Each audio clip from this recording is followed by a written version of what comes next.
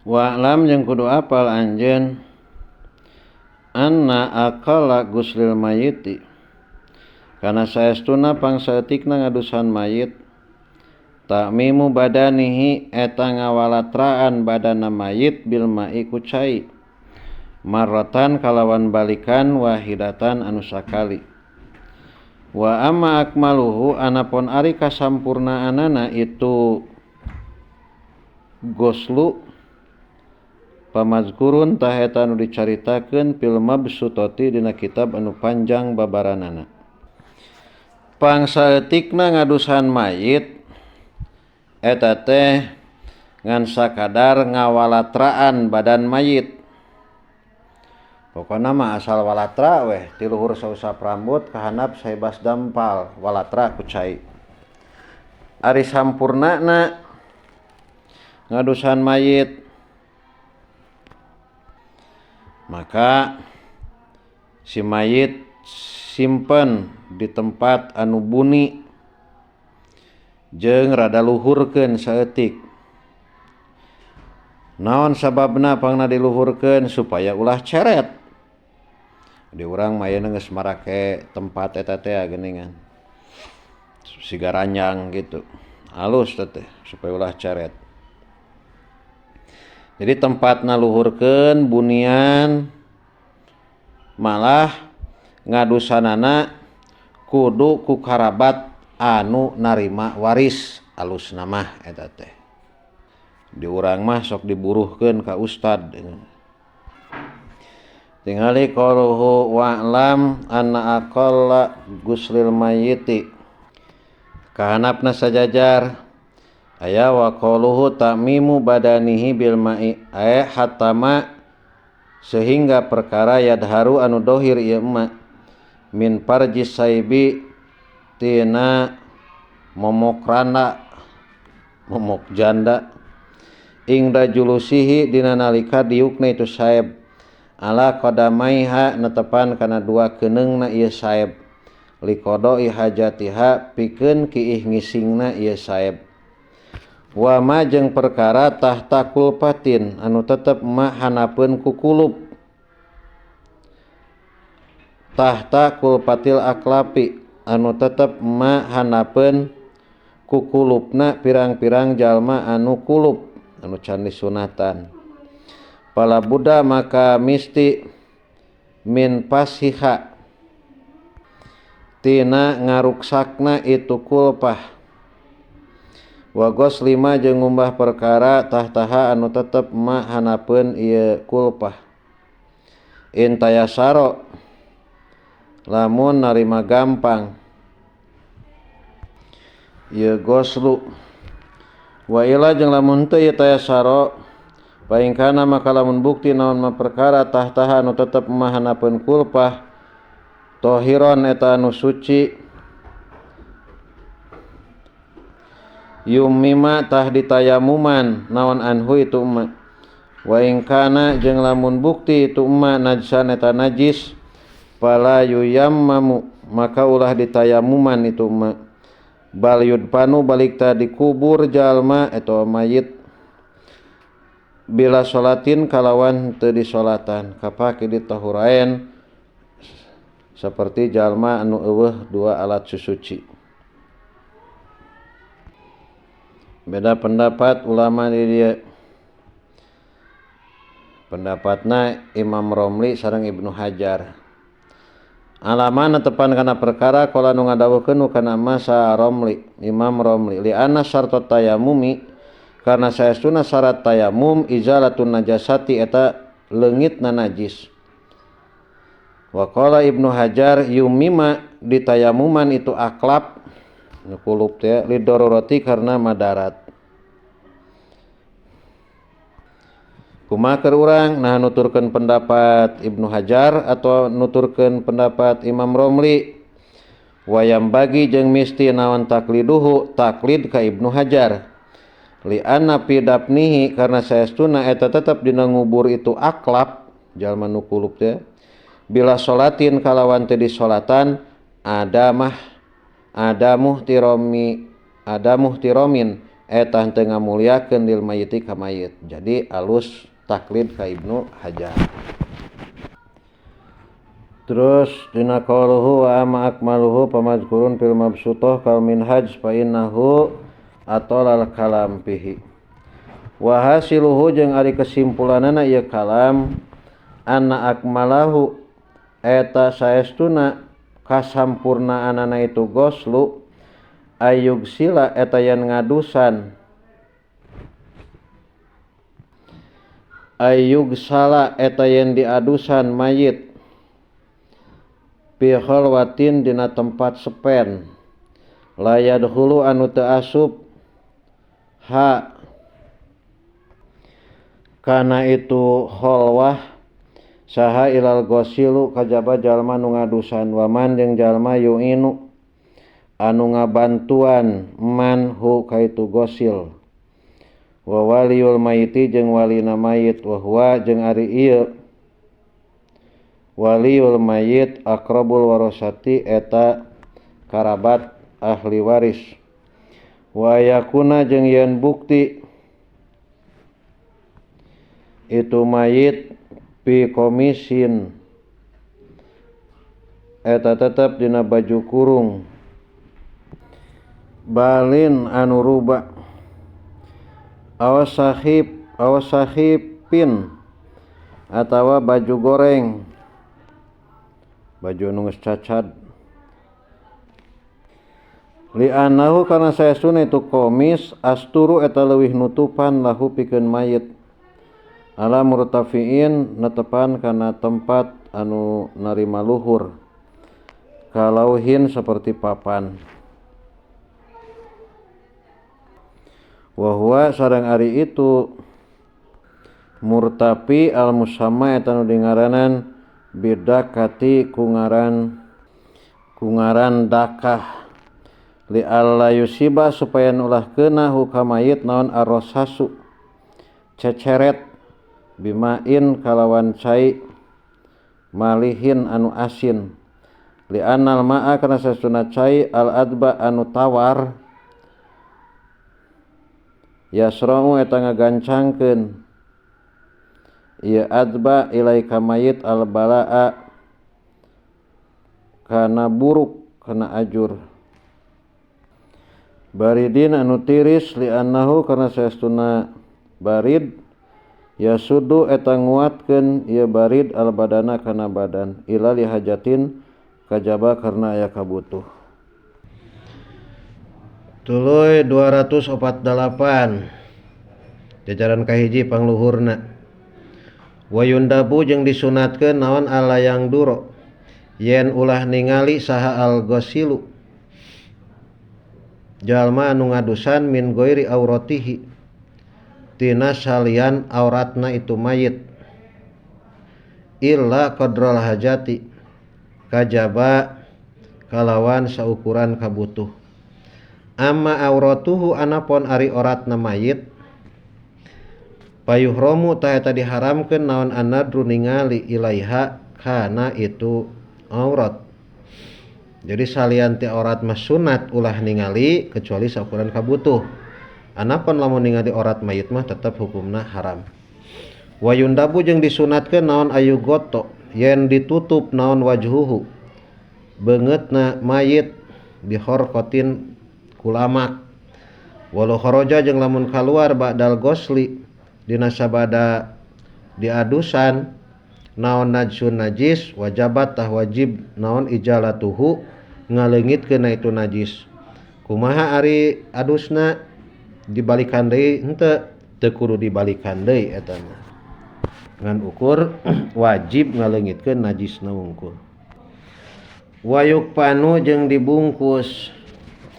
naon al mayyitu mayit dakaron eta lalaki kana bukti tu mayit au ungsa atawa awewe baligon eta anu baleg kana bukti tu mayit aula atawa encan ieu baligon fi salasati aswabin dina tilu pirang-pirang pakaian bidin anu bodas watakunu jeung bukti naon kulluha sakabehna itu salasa aswab lapa ipa eta pirang-pirang lapis mutawasiatan mutasawiyatan anu akur naonana tulan panjangna wa urdon jeung rubakna takhudu anu ngaliputan naon kullu wahidin saban-saban anu sahiji minha tina itu salah satu aswab jami'al badani kana sakabeh badan laisa teu aya piha eta tetep dina itu salah satu aswab naon komisun baju kurung wala amamatun jeung teu aya sorban wain kupina jeung lamun dibungkus saha azzakaru mayit lalaki fi khamsatin dina 5 lapis fahia maka ari itu khamsah as-salah satu eta 3 lapis al-madkuratu eta 3 lapis al-madkuratu anu ditutur wa komisun jeung baju kurung wa amamatun jeung sorban. Si mayit bungkus dibungkus ku 3 lembar. Lambar anu kahiji kudu nutup kana sakabeh badan mayit. Bari anu 3 lembar teh salianti baju kurung jeung sorban. Sarta eta boeh lah di urang mah. Boeh nu 3 lapis teh kudu akur, boh panjangna, boh lebarna. Di mana eta si kain kapanna atawa si boehna? Tinggal heula sarahna nya. Mun ti luhur mah jajaran kagenep. Wa yukrahu jeung dimakruhkeun naon ittikhadul kafni ngajadikeun kain kapan illa min hillihi kajaba tina barang halal na jalma illa min hilin kajaba tina barang anu halal aw min asari sholihin atawa urut bungkus jalma soleh urut jalma soleh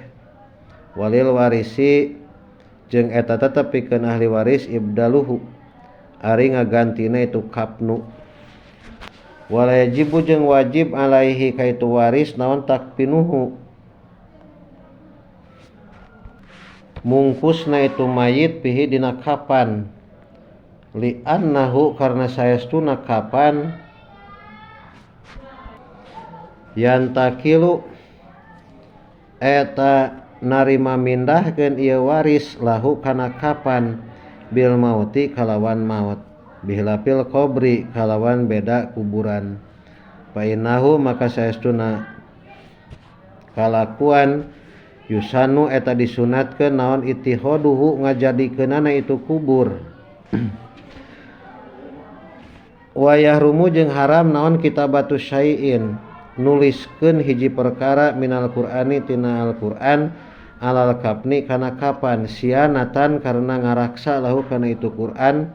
an shadidil mauta tina nanah pirang-pirang mayit nanah pirang-pirang nu maut kama saperti perkara abtanu matwakeun bi kana ma Ibnu Shalah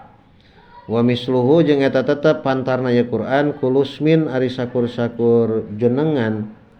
muadzamin anu diagungkeun fahfad maka kudu ngaraksa anjeun dalika kana itu kitabatu syai' fa inna kasiron maka saestuna loba minan nasi ti jalma-jalma yaf'alu anu migawe ieu kasir hu kana itu dalik wa ya'taqidu jeung nekadkeun ieu kasir naf'ahu kana manfaatna itu dalik si kapan deh sok aya nu ditulisan ayat kursi, ditulisan ayat hifid, aya tulisan wifik eta teh ulah cenah cek di dieu mah. Terus kahanapna dina qauluhu fi salasati aswabin, laisa lain naon al muradu anu dimaksud biha kalawan itu salah satu aswab, salah satun eta tilu, salah satu kumsin eta tilu pirang-pirang baju kurung, pala takfi maka teu cukup itu salah satu kumasin, balil muradu balik ta'ari nu dimaksud biha kalawan itu salasah salah sulapa ipa eta tilu pirang-pirang lapis, wahia jeung ari itu salah sulapa ipa wajibatun eta anu wajib inik tasoro lamun ngawungkulkeun jalma alaiha kana itu salah sulapa ipa. Wa kana jeung bukti naon al kafnu kain kapana teh min malihi eta tetep tina hartana jalma, walaisa mahjuron, walaisa jeung lain itu mayit mahjuron eta anu disengker saha alaihi itu mayit bipalsin kusabab bangkrut, pa in lam yaktasir maka lamun teu ngawungkulkeun jalma alaiha kana itu salah sulapa ipa jaja tah meunang naon lapapatani dua lapis, wa ijarun jeung sarung, wa komisun jeung baju kurung, wa amamatun jeung sorban pirojuli di lalaki. Wahia jeung ari itu ijarun wa komisun afdolu eta leuwih utama min salapa ipa tibatan tilu pirang-pirang lapis, wa komisin jeung baju kurung, wa amamatin jeung sorban, wa ma'adzalika jeung eta tetep sajeng sartana itu abdolu, pal abdolu maka ari nu leuwih utama alayakuna eta yen ulah bukti pil kapni eta tetep dina kapan naon komisun baju kurung, wala amamatun jeung ulah sorban. Pa ingkana maka lamun bukti itu komisun wala amamatun lam yukroh tah teu dimakruhkeun itu komisun wala amamatun, lakinnahu tetapi itu komisun wala amamatun hilaful aula eta nyulayaan kautamaan. Wal abdulu jeung ari leuwih utama fil mar'ati di mayit awewe wal hunsa jeung wandu lapapatani eta dua lapis, wa ijarun jeung sarung, wa humarun jeung tiung, wa komisun jeung baju kurung, wahia jeung ari itu lapapatani wa ijarun wa humarun al khamsatu eta 5 al atiyatun bakal datang. Wa in kupina jeung lamun dibungkus itu mayit min ghairi mali tina lian harta mayit, bi an kupina ku saperti yang dibungkus itu mayit min maliman tina hartana jalma alaiha anu eta tetep wajib ka man napaqatuhu ari nganapakahan mayit, aw min baitil mali atawa ti baitul mal, aw minal mauqufi atawa tina harta nu diwakafkeun, ala tajhijil mauta netepan kana mulasara pirang-pirang anu maot, aw min agniya il muslimina atawa ti pirang-pirang anu beungharna kaum muslimin. Fal wajibu maka ari anu wajibna saubun eta pakaian wahidun anu sahiji yasturu anu nutupan ieu saub jami al badani kana sakabehna badan ila ra'sal muhrimi kajaba sirahna jalma anu ihram, wa wajhal muhrimati jeung beungeutna awewe anu keur ihram alal mu'tamad. Jadi lamun hartana lain tina lamun si kain kapan lain tina hartana mayit maka nu wajibna ngan ukur salapis anu nutupan kana sakabeh badan, kecuali lalaki anu ihram ulah ditutupan sirahna, awewe anu ihram ulah ditutupan beungeutna. Panjang teuing satanana kahanap we dijaran ka salapan ti hanap qauluhu bidin nu bodas ainudban tegasna karena sunat li khobarin karena aya hadis al bisu kudu makekeun aranjeun kabeh min siabikum tina pirang-pirang pakaian aranjeun kabeh al biyadho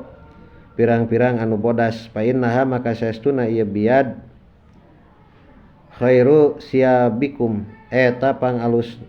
pangalus-alusna pirang-pirang pakaian aranjeun kabeh. Wa kapinu jeung kudu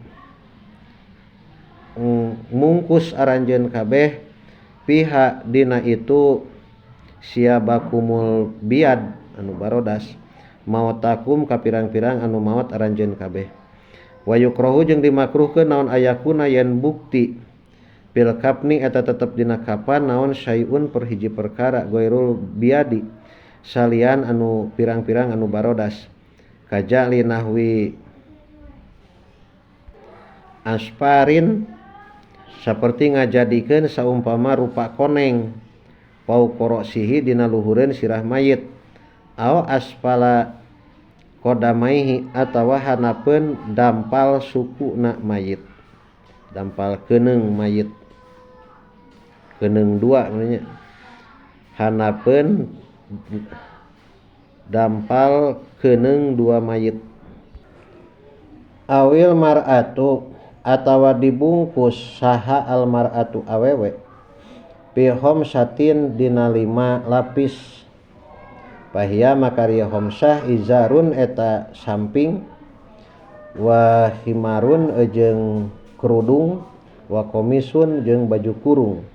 wa lapa patani jeung 2 lapis wa aqalul kafni jeung ari pangsaeutikna mungkus mayit saubun eta pakaian wahidun anu sahiji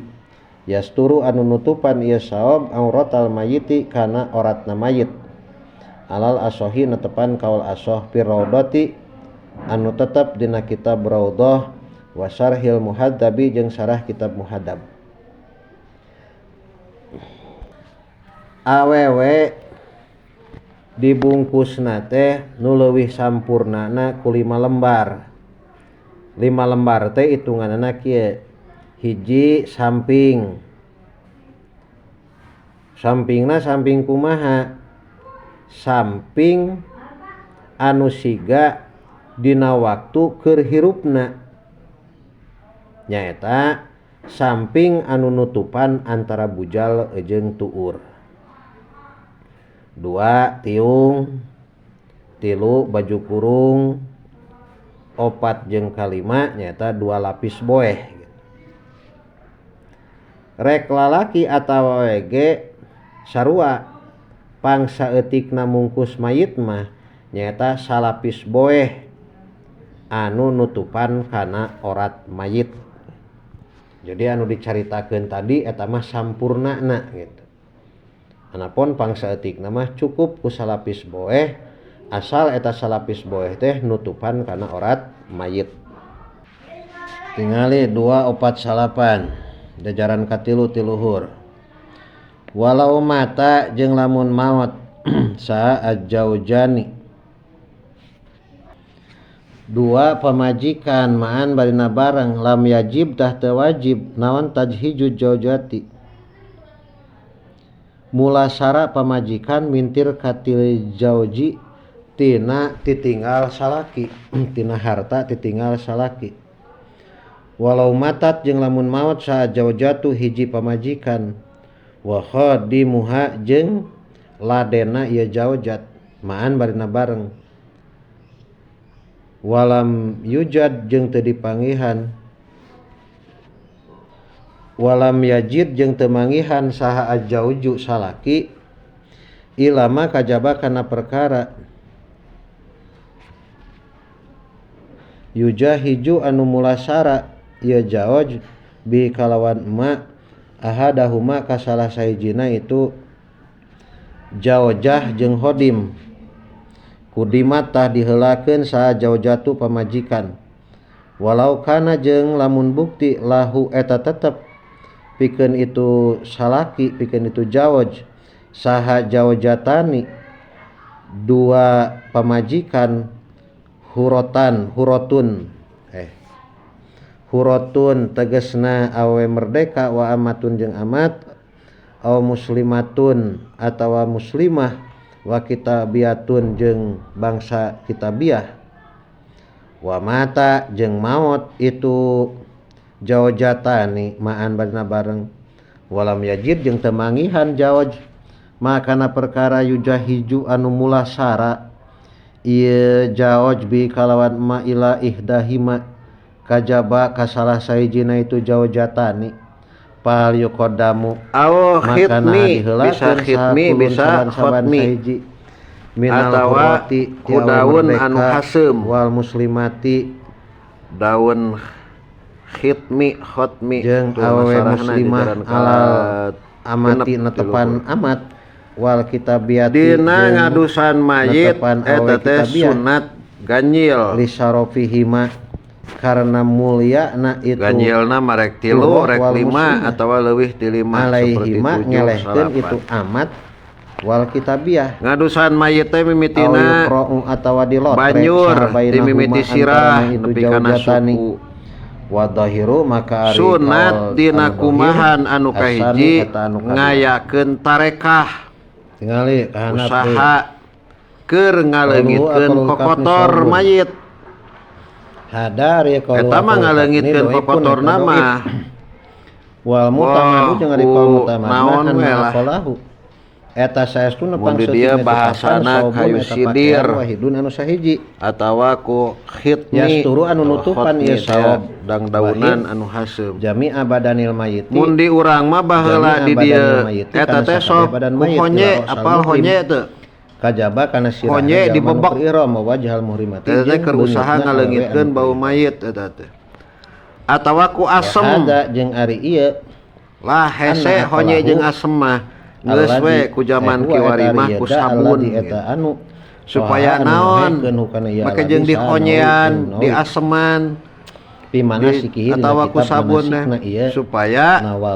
si mayit bener-bener leuwih bersih Ibnul Muqri eta dina ngadusan mayit ningali sarahna jalan kaopat kal adroi saperti qaluhu yugsalul mayit karena anut wa yusanu jeung disunatkeun naon ayu doa horosani yen diwuduan ieu mayit qablahu dina samemehna itu yugsalu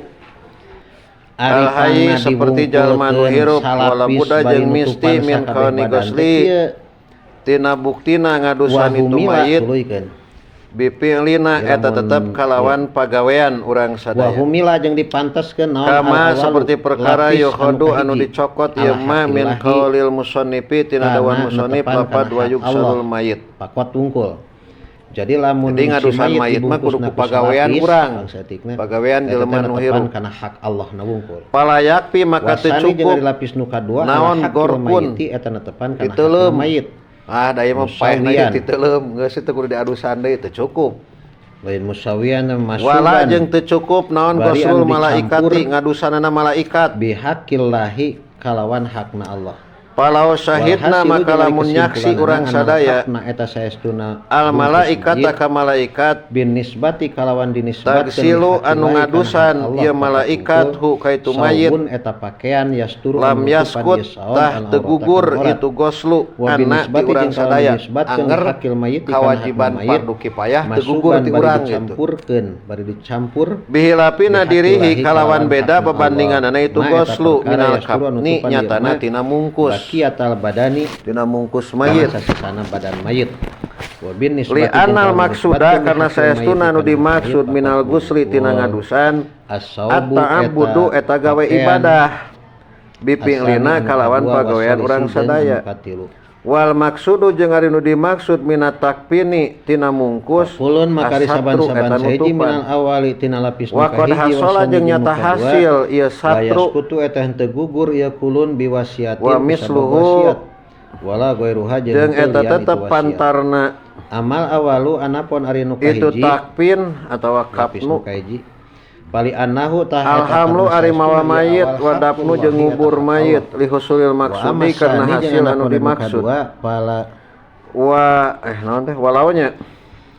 palisa walau gosala jeung lamun ngadusan mayit campurna hak Allah bin nafsahu kana dirina mayit lamun ngawasiatkeun Mas karomatan karena karomah ngawasiatkeun kapa tah cukup itu lamun goslu ngawasiatkeun mayit bisa kama seperti kejadian bisa tiril aurati waqa'a anu terjadi ieu mah li sayyidi kapanutan kuring Ahmad Al-Badawi tegasna Syekh Ahmad Al-Badawi Syekh Ahmad Al-Badawi mah ngadusan sorangan amada muga maparin pitulung hakul mayiti eta hak mayit nah ka urang sadaya saha Gusti Allah min madadihi tina pitulungna itu Ahmad Al-Badawi yaskutu tah 204 genap salis bil wasiati ku sabab wasiat jaran kahiji di ujung wa misluhu jeung eta tetep pantarna itu lau gosala talipu jeung narima beda-beda lau gosala nafsahu itu sawab lau gosala lamun ngadusan hu kamayit ku pirang-pirang naon mayitun mayit akhoru anu sejen karomatan karena karomah bainahu maka saestuna naon al-kafnu kain kapan itu goslu yakfi eta cukup itu goslu yal basu jadi aya mayit ngadusan li mayit cukup eta oge sujalma karena karomah dina waktu keur hirupna jalan wala yukrahu jeung teu dimakruhkeun linahwi junubin beda saumpama jalma nu junub naon gosluhu ngadusan mayit lalaki jeung awewe wala tajibu jeung teu wajib naon niatul gusli niat adus cukup sakadar dibungkus li ana qasda kana saestuna maksudan bihi kalawan ieu goslu annadopatu eta bersih nutupan orat pe dina wahia jeung ari nadopah la tatawaqafu eta teu ngadagu ieu nadopah ala niatin kana niat eta boeh bisa nutupan orat tetapi disunatkeun itu niat hurujan karena keluar minal khilafi tina jeung dua beda pendapat sarta dua tonggong na bayakulu maka ngucap sahal gosilu jalma nu ngadusan ieu teh pendapat dhaif nawaitu ada al-gusli an hadzal mayyiti atawa antara lalaki jeung awewe nawaitu ada al-gusli bangsa eutik listibahati sholati alaihi lapis boeh nawaitu niat abdi ada al-gusli kana kudu ku kain anu biasa dipake sapopoe tegasna digawe ngadusan an hadal mayyiti ti ieu mayit kecuali mayit istibahati sholati atau nyuprih menang nyolatan alahi ka ieu mayit salapan jajar kahanap aya wal aula birrajuli wal aula jeung ari anu leuwih utama saubun ari pakaian birrajuli ka mayit lalaki bi goslihi dina ngadusan di rajul al aula eta anu leuwih utama bisolati kana nyolatan alaihi ka itu rajul mayit rajul teh naonana darajatna wa hum jeung ari ieu makana perkara aula bisolah rijalul asobati eta pirang-pirang lalaki sawaan sarwa eta sarwa ahli waris asobah itu eta pirang-pirang lalaki ahli waris asobah minan nasabi tina turunan atawa abid atawa amat sumal wilahi tuluy asobah ahli waris eta teu aya tuluy ahli waris asobah wila sumal imamu tuluy imam sumana ibuhu tuluy gaganti imam summa dawul arhami tuluy pirang-pirang jalma nu ngabogaan kabarayaan dawil arham di urang masuk ngengkenkeun ka ustad di urang asa bikin teh fa ini tahadu maka lamun sahiji itu rijal maka bukti pidarajati dina darajatna kudima tah diheulakeun eta anu dhaif una dina ieu ngadusan saha anal wajib eta saestuna anu wajib saubun eta pakaian yasturu anu nutupan jalma anu leuwih ngarti ilmu fikihna palayah talipu maka teu narima beda-beda leuwih ngarti ilmu fikihna bil gusli dina ngadusan kalalakian mayit wa unus bihilapihi kalawan bedana itu kudima